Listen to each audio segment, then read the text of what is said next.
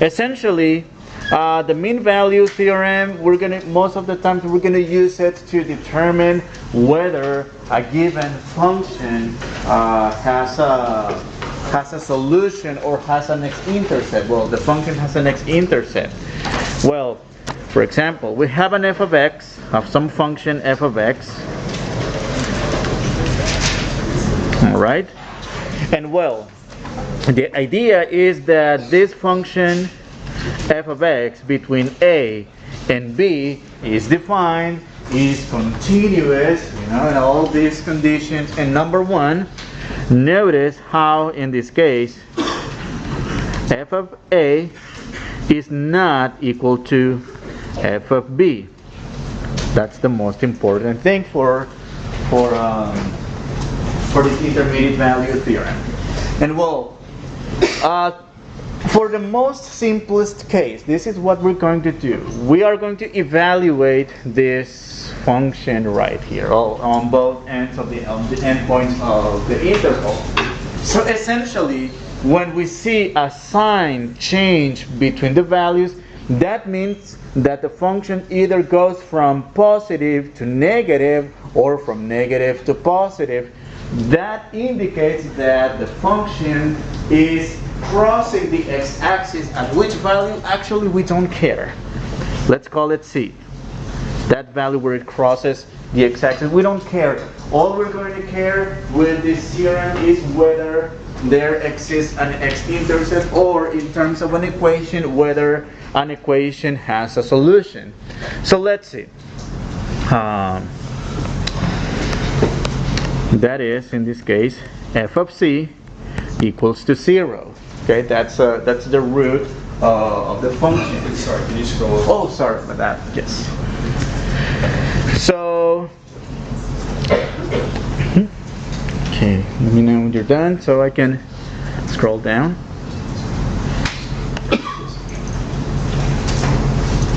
All right. Okay. So, let's prove that there is a root for the polynomial x to the fifth minus 3x to the fourth minus 2x cubed minus x plus 1. Well, they're not asking us to solve the equation. In fact, well, you have tools to solve equations like this. You learn about the rational root theorem back in your calculus, the plus or minus p over q, which is the possible factors of p over the possible factors of q. But we're not going to do that because, again, we don't care about what's that value, what's that solution. All we care is there a solution, yes or no? So the number one thing we do is determine whether we have a continuous function on this interval. And well, I mean, it's a polynomial. We have discussed about polynomials throughout the whole semester, and we have mentioned that these are continuous functions. With these polynomials do not have any asymptotes, do not have any holes, do not have any jump discontinuities, etc. All right, so number one, continuous.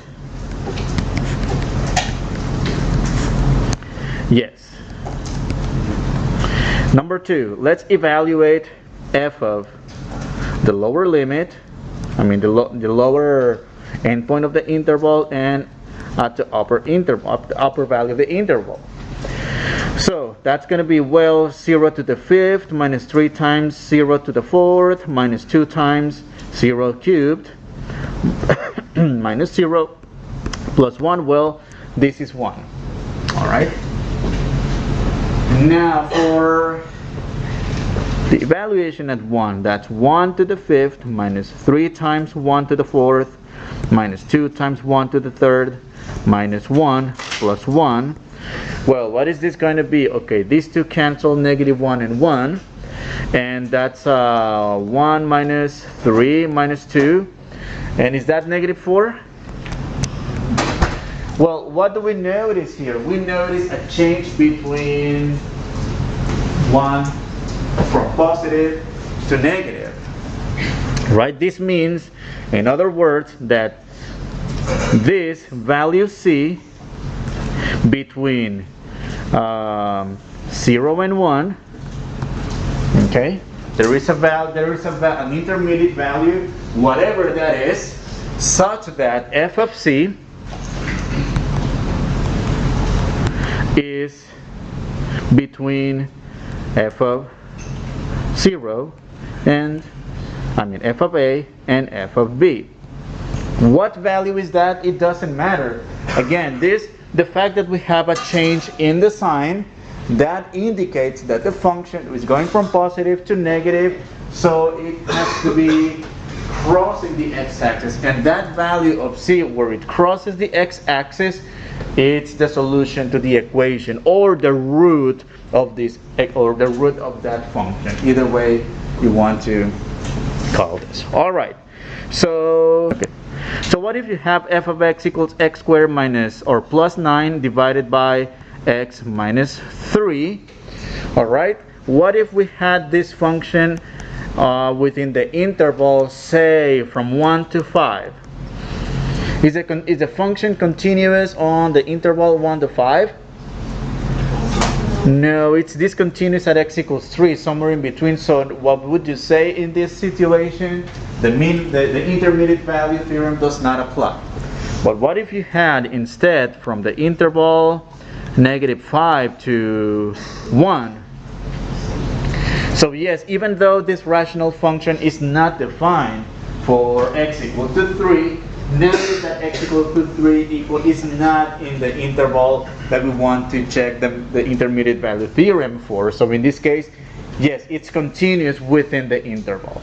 Maybe I should have been more specific here. Continuous on 0 to 1. And the answer is yes. Over here, continuous on -5 to 1. Yes, continuous on 0 to 5? No. All right. And in that case, the intermediate value theorem does not apply. So then, sorry. And then in that case, if the thing that makes undetermined is inside of that domain, then that means that it wouldn't have a root, or like where do we leave off? So the issue is that root might be actually this vertical asymptote, and well, the x minus 3. So we have an asymptote here, so it may not cross the x-axis within this interval. So we need to make sure the function is continuous in the interval that we want to test this. All right. Thank you. Okay. Section 2.7, derivatives and rates of change. Well, rates of change we already discussed when we started this chapter, and we'll look at the average rate of change of a function, which is essentially the function evaluated at b minus the function evaluated at a over the b minus a, which actually we related this to finding the slope of the secant line to the given function. And then we did a few calculations that I'd rather not repeat. I mean, we already did all that. So let me just do one to recall what we did. So m of the secant line will be f of 2 minus f of 1 over 2 minus 1, and well, f of 2, which is for the function 2 squared minus plus 2 minus 1 squared plus 2. 2 minus 1 is 1, and that's a 4 plus 2, that's a 6 minus 3 over 1, and that's a 3 over 1, which is 3. So again, I don't want to do all the calculations for the remaining slopes. Let me just list the numbers: 2.5, 2.1, 2.01, and of course, so what are we doing here? We're finding the average rate of change. Average rate of change involves 2 points, not just 1 point, because 2 points will define a secant line. But now, the trick, what slope best approximates for x equals to 1? Well, so we're going from 3 to 2.5, and then 2.1, 2.001. What if we do like 1, 1.001? This looks to me something like 2.001. So what are we doing here? We are, for the second point, we are getting very close to 1. here, and that's going to give us the actual value of the slope, but in this case for the tangent, not for the secant. So where are these numbers seem to go to? M equals to 2. Okay, let me show you an animation for this. For the animation I have this. So no, that's not what I meant. No, oh come on. Okay, so I'm using this applet from GeoGebra, and well, so we're gonna look at this graph right here to sort of approximate what we're talking about. So at x equals 1, let me drag this point at x equals 1, okay, which is the value for which we want the slope at, okay. Oh come on, I can't. Okay, that's 1. Now I'm gonna drag the other point. I'm gonna drag this point to I think it was 2, right?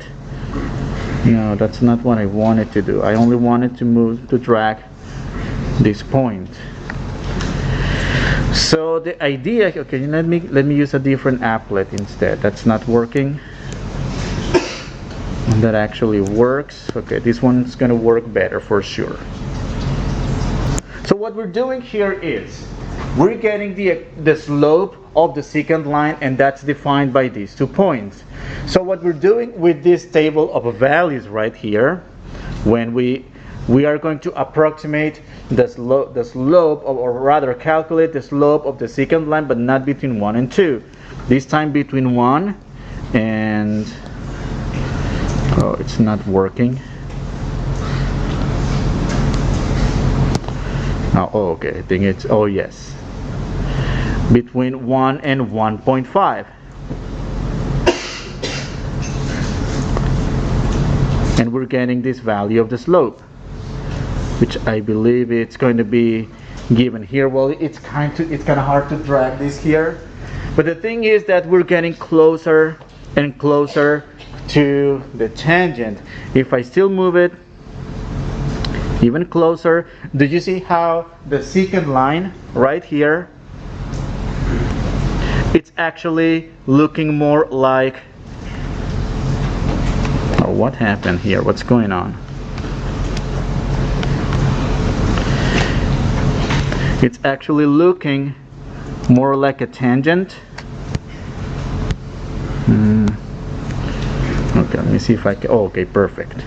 So if I drag this distance closer and closer to the first point, this secant is actually becoming more. It's actually becoming the tangent in this case. For whatever reason, the animation is not working well. All right, so that's the idea. Secant. Get it, make it closer and closer and closer.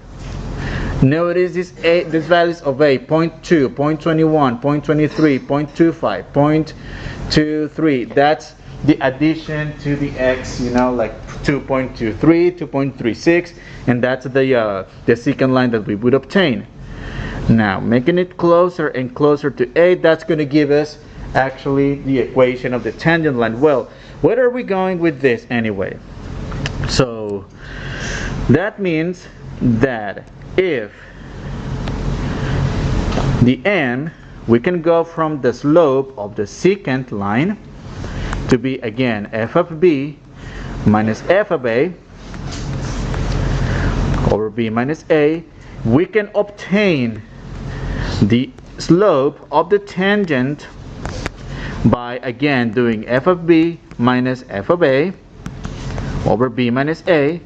But what are we doing? We were getting closer and closer to this value of a in order to turn that secant into a tangent.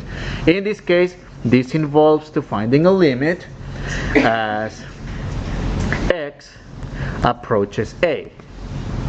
In our particular case, for this exercise that we have in here, Well, let's do it on the next page. Alright, so that's one of the versions for finding the derivative using the limit definition. We're going to look at an alternate version of it. Okay, so let's see, the tangent line to the curve y equals f of x at the point a comma f of a. Well, that's the line with slope equals m of the tangent, and that's the limit. This is one formula that we need to memorize right here. There will be another one soon.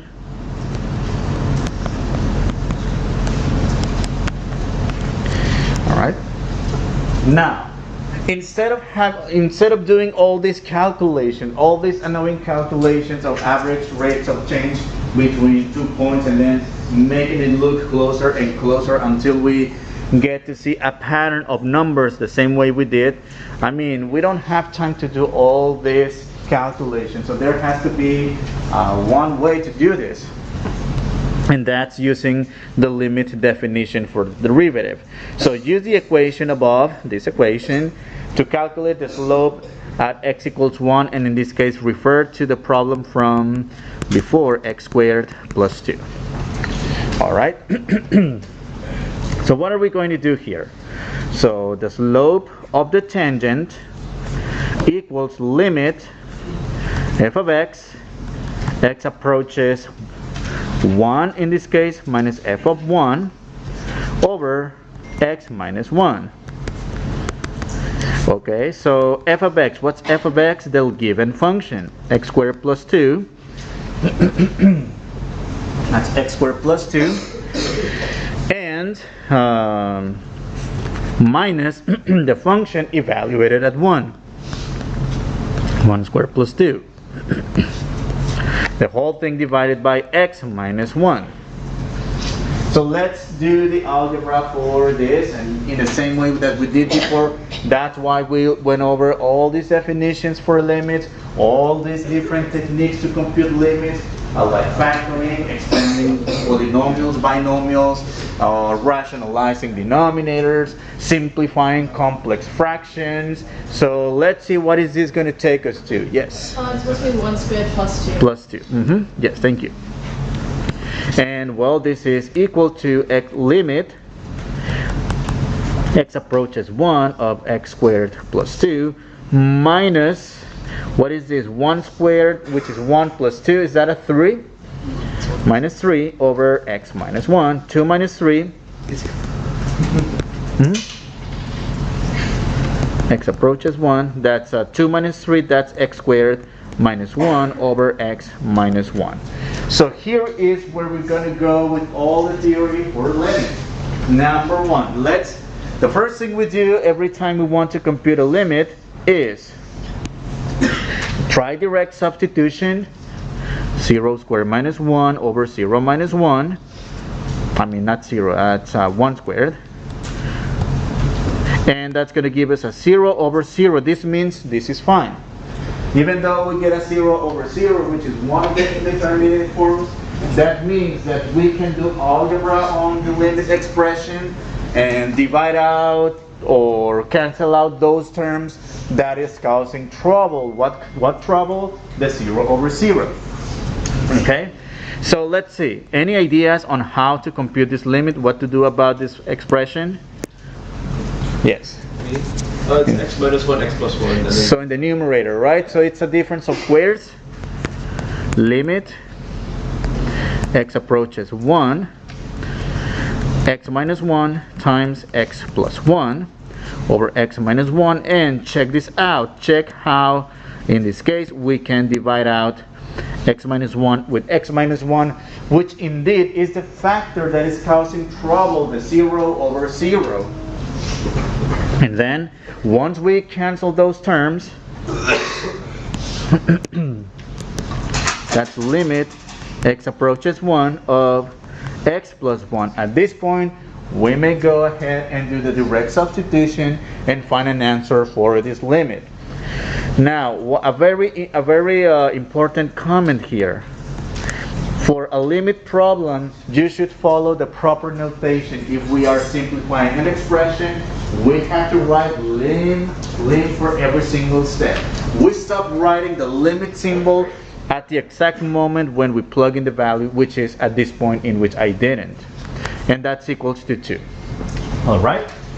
So, well, that's the limit. That means this is the slope of the tangent line. All right?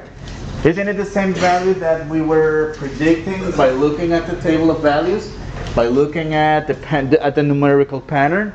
So you no longer have to evaluate multiple average values, average rates of change rather, because that's a lot of calculations, so you may just go ahead and use this limit. Well, there is an alternative version for this limit, which I will discuss in the graph below. All right, again, so we have the graph right here, this curve, let's call it, if you want, y equals x squared plus 2, but doesn't matter. It doesn't matter. So the thing here is that this point is a comma f of a, or x and y if you will, but let's call it a and f of a. Now, what happens if we go from this point to that point, from here to here, h units, right? Let's just call it h unit. It could be 5 units, it could be 7 units, it could be 0.1 unit, 0.01 unit, whatever it is. This means that this value of x will be x, no, not x, actually a plus h, and the y value is whatever we get by evaluating at a plus h. That is the function f of a plus h. All right. Now, how do we find the slope given those 2 points? Yes, I mean, these points look symbolic, a's and f and h's, but it is the same as having, for example, 1,3 and what is this, 2,6. How do we find the slope in this case? Isn't it the ratio rise over run, or the ratio between the difference of the y's but to the difference of the x? In other words, 6 minus 3 over 2 minus 1. That's the slope with numbers. But let's find a slope using these quantities right here in terms of a and h. So m for the secant line. For m for the secant line, we don't need to find any limits. All we do is simply y2 minus y1 over x2 minus x1. Let's label this as our x1, y1, and this is our x2 and our y2. So y2, that's f of a plus h minus f of a over x2, which is a plus h minus x1, which is a. And see how this cancels. So m of the secant line equals to f of a plus h minus f of a over h. Right, so that's going to give us the slope of the secant line. Now, we want, the whole purpose of calculus is to find the derivative. The derivative is again the slope of the function at a given point, not between 2 points, which is the secant line. We want the slope of the tangent, not the slope of the secant. And again, this is going to take us back to the animation. So let me, oh yes, I can drag it. So this is what we're doing. I'm dragging. Do you see how we have the secant line right here? Okay, so if this secant line, that's the point, this point A is a point A comma f of a, whatever that is. So when I drag this point away from this same point, that's where that's how is this point getting away by h units. It's getting away but it's also getting closer. Again, how close can we make this? As close as it is pretty much the same point. Well, how do we do that? Well, in terms of the expression right here, m of the tangent will be the same setup.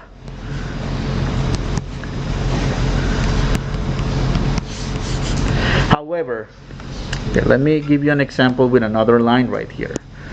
So this is one point. What if I get another line that it's closer? Do you see how this distance right here, h, is smaller than this distance from the other point? And then, okay, let me do another example. How about closer and closer? So this distance h, it's closer.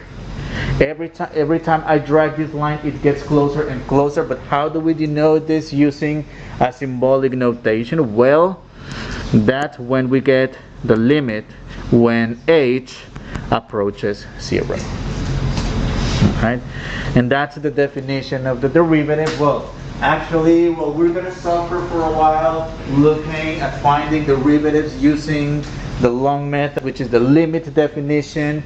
Then in the next chapter, we are going to learn the differentiation rules, most commonly known as the shortcut rules. They're really not shortcuts. Well, at the beginning, they're going to look like shortcuts, but well, later on when we work with more complex functions, even with the shortcut rules, they're still going to give us some trouble. You'll see. But in the meantime, let's do one example or a couple of examples finding a derivative using the limit definition. All right.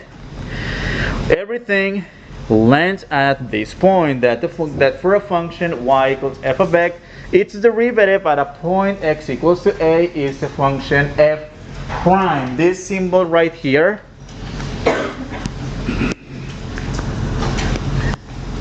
f prime, that means its first derivative. When we have two quotation marks, that means the second derivative, and then the third derivative. Well, we're gonna look at those later, not today, not in this class.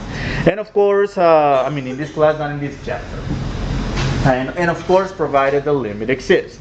So in other words, this expression, this limit right here, it's going to provide us with an expression to find the slope of a curve, of a given curve, at your favorite value of x. You know, again, let's go back to the comparison we did between algebra and calculus.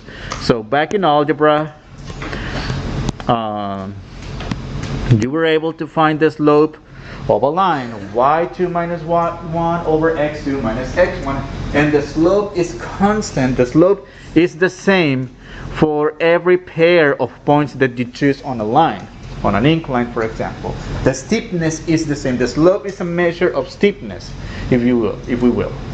However, in calculus now, we will be able to find the slope of a curve. However, well, check this curve. Do we see the same steepness at every single point in the same way that we have for a line? No. So with this formula right here, with this limit definition, with this powerful definition, we will be able to find the derivative at this point. And well, let's trace a tangent line so you can see how steep it is. Well, we will be able to find the steepness at this point. Well, that's the steepness. It's flat at that point.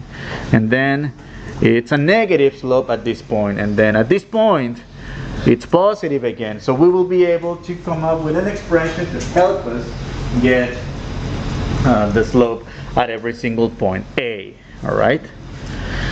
So let's do a couple of exercises. So let's find the derivative for f of x equals 3x squared plus 3x squared at x equals to 1.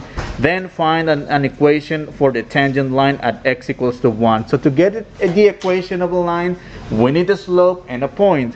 For the point, we only have the x coordinate. Let's get the y coordinate. That's 3 times 1 squared, which is 3. That means the point is 1, 3. But now let's find the slope. And again, this is not just going to be rise over run, because this is no longer a linear function. This is actually a parabola, right? And it's kind of compressed horizontally by a factor of 3. So essentially what we're doing here is finding the steepness at this point and the equation of that line. So let's go ahead and do that. So that's f prime, the derivative, and that's the limit of f of x plus h. I'm going to change a with x this time, because first we're going to find an expression in general for x, for your favorite value of x, to get the derivative at, and then we're going to plug in the value of a equals to 1. So x plus h minus f of x over h, as h approaches 0. Well, this will be the limit f of x plus h. What is this f of x plus h? So we're going to go back to the original function, to the given function, and replace x, every instance of x, with x plus h. That is 3 times x plus h, quantity squared, minus f of x. F of x is the original function, f of x, which is 3x squared. The whole thing divided by h, as h approaches 0. All right, let's see if we can evaluate the limit just yet. Well, so if we plug in h equals to 0, okay, that's going to be 3x squared minus 3x squared. That's going to be a 0 in the numerator, and h equals to 0, that's 0 in the denominator. Well, this is good. Even though that's not the final answer, the fact that we get a 0 over 0, it means it's good, because we will be able to do the algebra to simplify this, and then to simplify the factors that cause the 0 over 0, and then get the answer for it. Yes? Why is it that h approaches 0? Because we want, in order to get from secant to tangent, so we want to make this distance h as small as possible by dragging this point, so that point actually overlaps with the other point, and instead of getting a secant, we get a tangent. Now, how small this distance has to be? Nothing, right? 0. So in this case, we're looking at it in terms of a limit approaching to 0. All right. And well, so let's simplify this expression. Well, so let's expand the binomial here. Limit h approaches 0, 3 times the result of expanding this binomial, which is x squared plus 2xh plus h squared. Again, if you want to FOIL this, it's fine, use the foiling method. I will just use the binomial square formula to make the calculations a lot shorter. And then minus 3x squared and divide by h. So let's do some algebra. Well, in fact, we need to get rid of this h in the denominator somehow, so that we can compute the limit. So let's see, what about it? So that's limit, that's going to be 3x squared plus 6xh plus 3h squared minus 3x squared over h, as h approaches 0. And at this point, we may start canceling terms. Cancel the 3x squared with negative 3x squared, and this will be limit